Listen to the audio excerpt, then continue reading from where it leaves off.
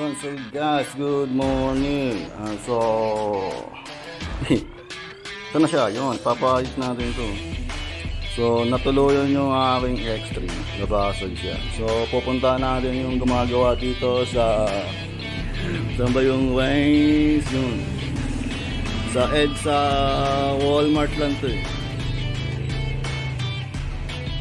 Yun, so pagagawa natin to, so tara, let's go, samahan nyo at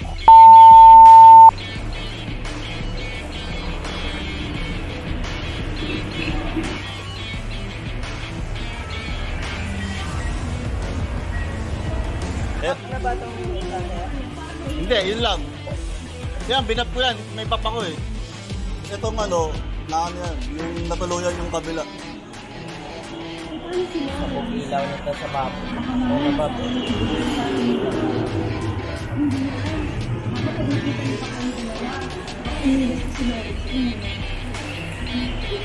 Siguro yun o.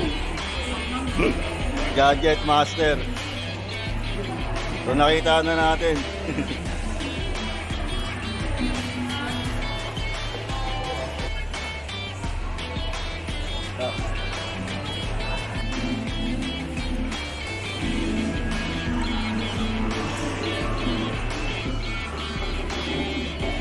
Garot.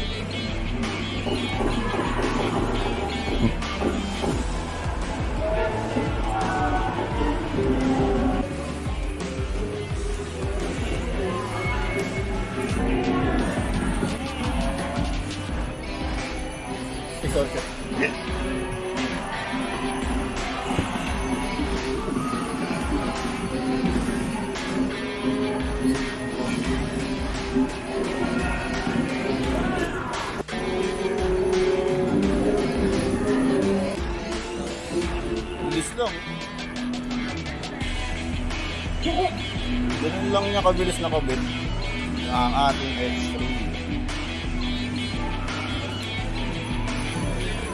Yung testing mo.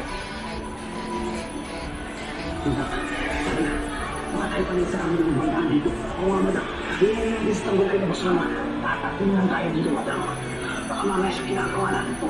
Hindi ko na sa amin natin mga siya. So, Gadget Master. Dito kayo magpagawa. X3. Kung hindi masisira sa kasanglan ko, kailangan ko na ito.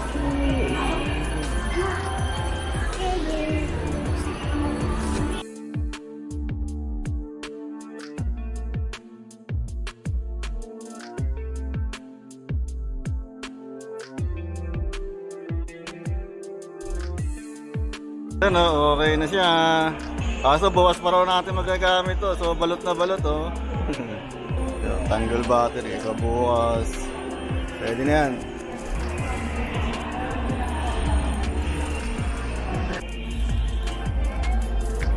Iwan na.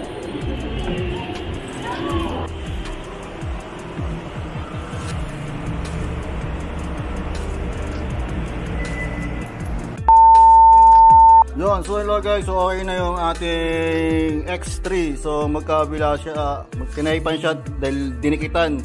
So bukas pa raw siya magagamit, gawa nung backlash to. Backlash, then dinikitan niya ng parang rubber na ano. So bukas pwede na raw siyang gamitin. So ang baling nangyari dito, yung likod niyan nabasag na. So 3738 kay Gadget Master dyan sa Walmart, EDSA second floor. Yun, shoutout sir. Di na ako masyado nakapag-vlog dahil medyo marami tayo iniisip. So yun lang guys, so safety tips.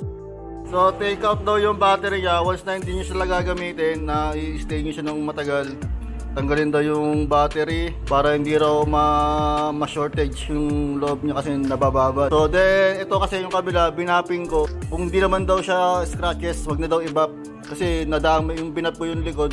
Dinamay ko na to, so medyo nag-iba talaga yung brand yung lens, then nag-iba talaga yung ano nyo, yung ano nung video nya, nag-iba. So ito, luminaw na ang gusto kasi pag once na binap mo siya malinaw, yung sinag hindi na pumapasok sa loob.